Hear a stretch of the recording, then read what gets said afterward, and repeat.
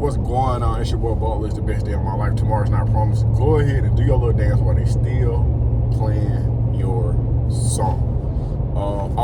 I have my daughter with me. This is my shooter. Hi.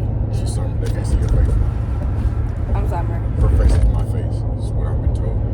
All right, so Summer has some questions for me, so I'm gonna try to answer them. Mind you, I know a lot of you guys have heard me talk about my daughters. I have two of them, Dayana and Summer. Now, with Dayana, I missed 9 years of Dayana's life, but with Summer, I cut the cord with Summer. So, I just want to just paint the picture, but go ahead. Was that too much? Yeah. Shut up. Okay. So I'm gonna be asking some questions about prison life. Is that okay?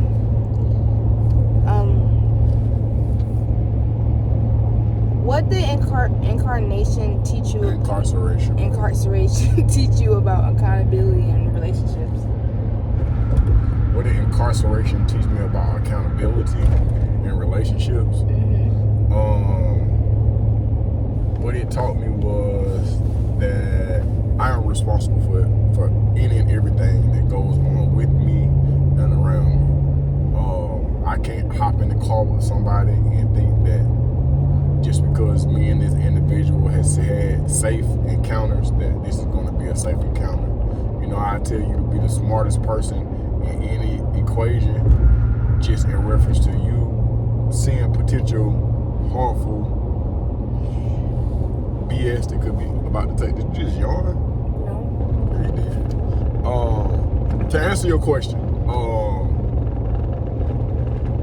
it allowed me to hold myself accountable and to not venture off in left field, and to know that anything that happens to me it's on me. I can't blame anybody else, and I can't cry to nobody and think that that's gonna make a difference. Is there any situation where this has occurred and you realize what you just said? Like you realize, okay, yeah, I can't be sitting here. Okay. Several. Remember when your Uncle Herb came home a couple of years ago? Mm-hmm. And I was like, you've never met him. You spoke to him, but you've never met him. And then after he moved into my house, I started realizing that I too do not know this individual. And so at some point in time, I had to kick your uncle out of my house. And sometime after that, we saw him on the news for attempting to impersonate a police officer. There's no disrespect to him right now. He's actually at Jackson State Prison now, which is one of the most violent places in the state of Georgia. But they're going to Walmart right now. But we good. In your opinion, what is the biggest lie people believe about prison? That it make you that it gives you bragging rights. But it's actually not a lie, but it's a weird perception. Some people think that because you go to prison, it make you some triple, quadruple OG, and that should be rewarded, when in fact, that's not the case at all.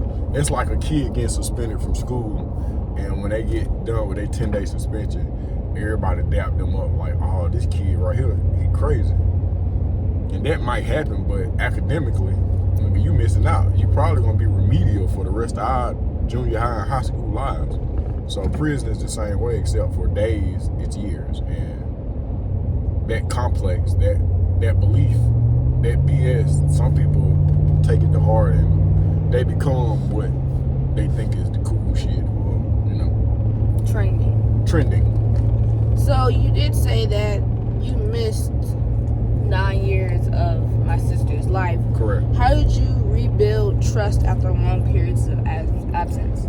Man hours. So you and your sister can be assholes.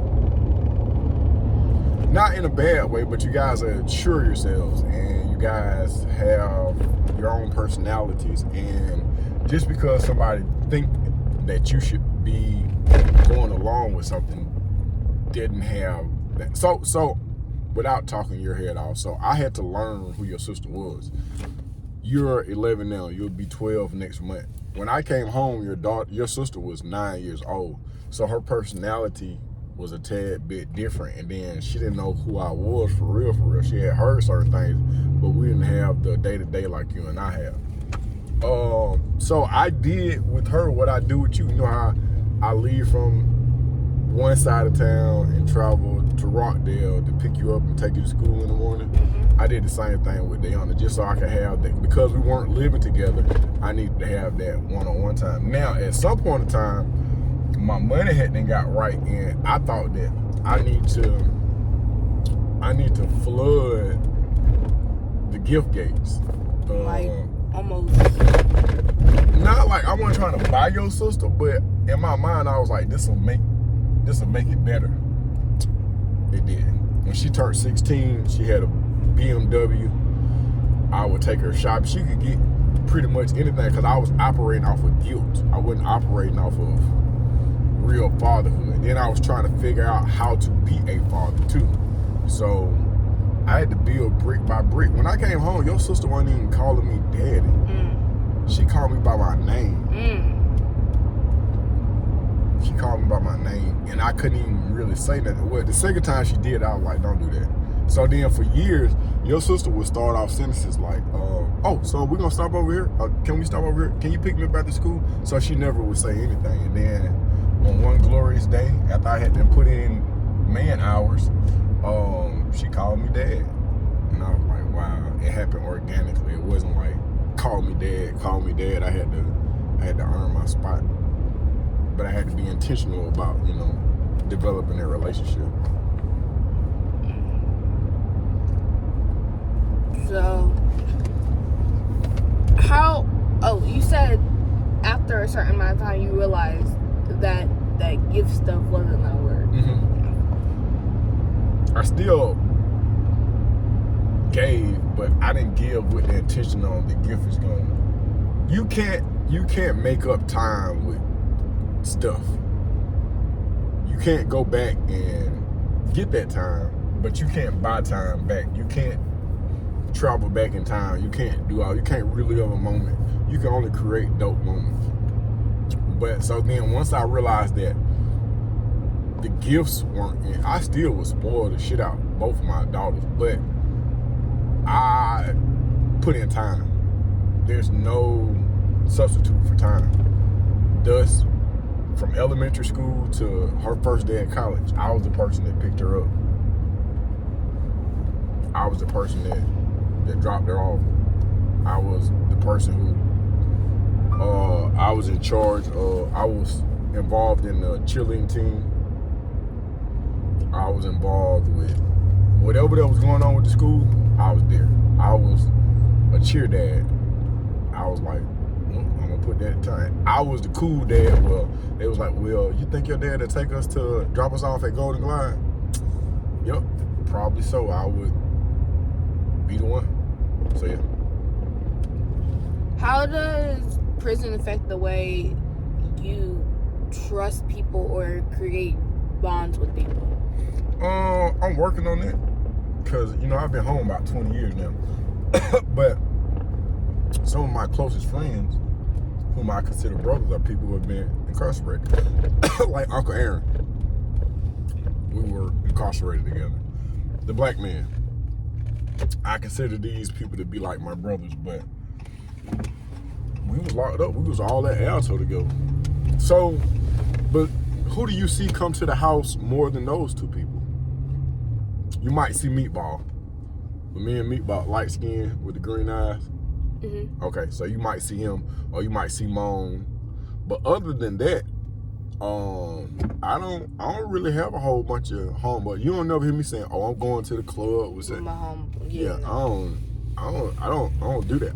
I understand those people because we've gone through something. Like when they locked me down, the black man made sure I had something to eat every day. Like he just made sure I was on point.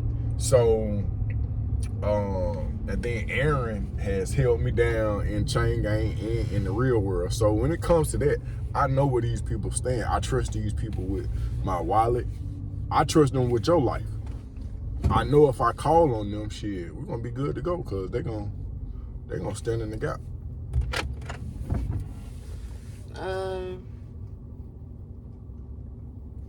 Why do healed people often get called soft? Healed people? Because you got to be in tune with your nipples. I mean, that may sound weird, but you know, sometimes there's this persona with the black men that we got to be rough and tough and gangster and all this stuff, but sometimes we just want to smell flowers. Sometimes we want to spend time with, I have cried in front of you. It's important that we be in tune with ourselves. You got to know that, hey man, it ain't all peaches and gravy. Sometimes it get real, and sometimes I'm happy, sometimes I'm sad, sometimes I'm depressed. You know, so I think that in order to be transparent, in order to grow, you got to be vulnerable. And when you're vulnerable, sometimes that's seen or perceived as a weakness. Okay. When in fact it's actually a strength. So would you say people would, when you're strong and mentally well, would you often get like, with people in prison like talk down on you? Well, see, in prison it's different because there was a time in prison where I used to play basketball and I used to gamble and all this stuff. And then I came to a point, I was like, bro, how am I going to feed my daughter with this shit? Like, I'm not going to make it to the NBA. I'm not going to be a poker champion. So I was like, bro, I'm done playing basketball. I'm just going to run laps. I'm just going to, I'm going to go back to trade school. I'm going to take all the trades. So people kind of looked at me crazy, but, you know, at the same time, like, when you're a leader and when you're trying to get certain things done and you focus in on what you focus in on, man, if you take what other people think about you into consideration, you'll play yourself. And I played myself by going to the chain gang in the first place. Like, I ain't no thug. I ain't no real street nigga. Like, I don't have what it take to be a real street nigga. And I'm a horrible criminal. So, but you couldn't have told me that. Why you laughing? I'm just being honest, bro. I'm being honest because to be a real street nigga, it come with certain things. Like, to be a real street nigga, you can't be a real father. So I choose fatherhood over everything. And then it's the same thing on the streets. Like, you know, I'm focusing in on what it is I'm focused in on. So I know what's important for me. And a lot of times what I understand in reference to being a leader is that a lot of the shit that leaders do, it look weird until you keep seeing them doing it. And then before you know it, here go other people, they start doing it. So, you know, it's going to be uncomfortable. I'm a leader. It's supposed to be uncomfortable. The same thing I tell you. Ain't no need for you following nobody. That ain't how you built. You built like a leader. And as your personality develops, you'll get more strength within that. It's still some ignorant shit that you just not even going to go for at the age of 11. But as you get up in age and grades and you start seeing the different things that's going on, you'll learn how to set yourself apart. What is something you have to unlearn when you came home? Man, that's a good question. I'm still trying to unlearn certain things because skull caps. I always have skull caps on. I'm still a tad bit institutionalized, even though I've been home 20 years. Trying to open up, trying not to be. I do acknowledge my anxiety because in large groups, I would get anxiety. And at first I couldn't identify. I was like, man, this shit is weird. I don't want to do this. And as much as I get up and talk in front of people, sometimes that causes anxiety. So to answer your question, it's a lot. Just a lot of it is based on relationships. Like, I'm probably a more decent father when you're 9 as opposed to when Dayana is 9, because she taught me how to be a father. So that kind of gave me, if I were to have another child after you, which I don't plan on, then I would probably be even doper. You see what I'm saying? So with every year, with everything that happens, you get better, you evolve, you grow. Yeah. Back to when you said you had realized you picked fatherhood over chain gang, or real nigga shit or street yeah, stuff. Yeah. or yeah.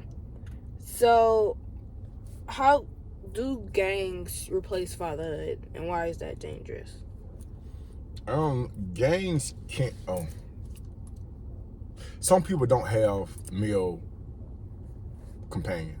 Some people don't have male leaders in their households, and because of, and I know I've talked your head off about how slavery turned into the mass incarceration.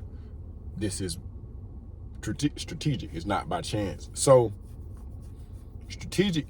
There was a point in time where, if you got food stamps or you got government assistance, the male could not be in the house. So in the black neighborhood,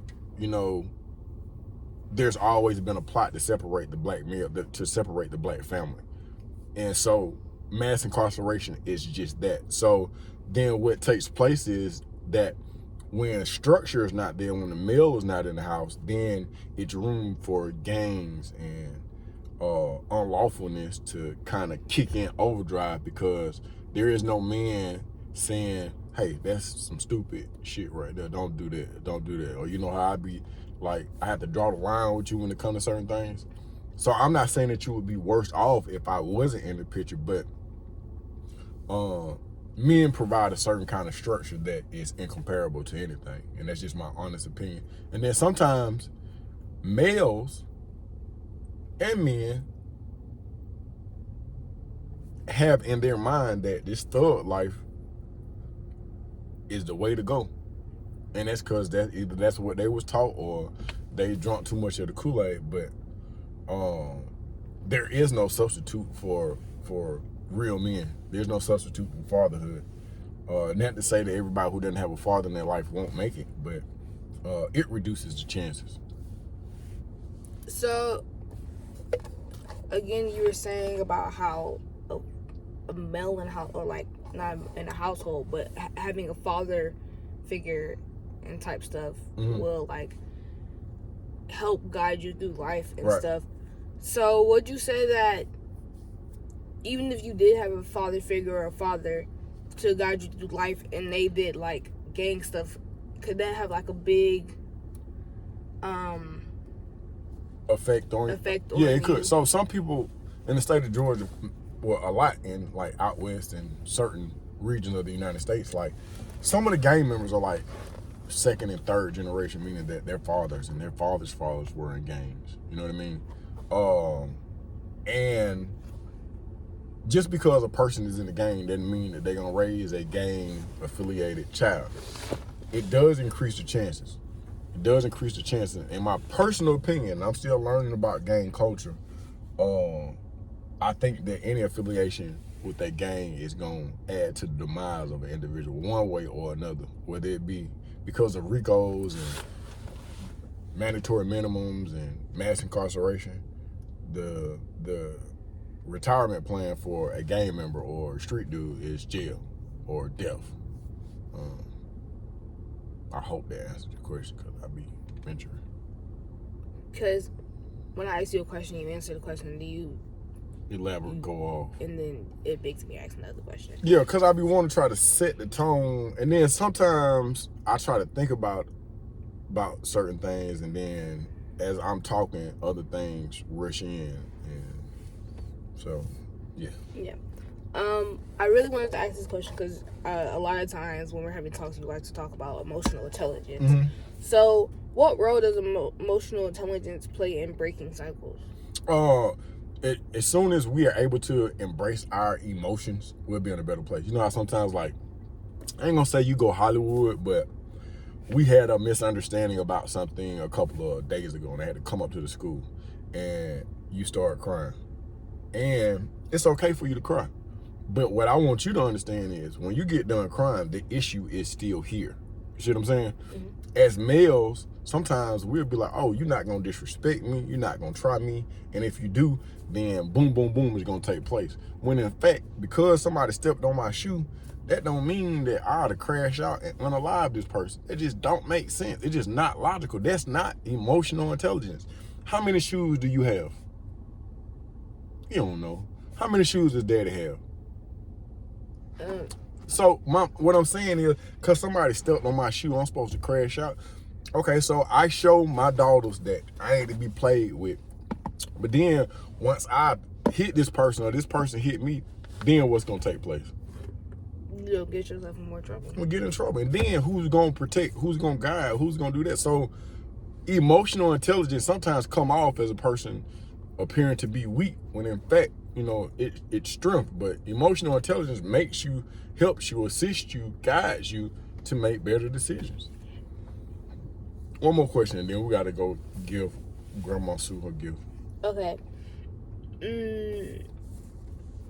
What does real leadership look like for men who came from chaos? That's a real question. Real good question.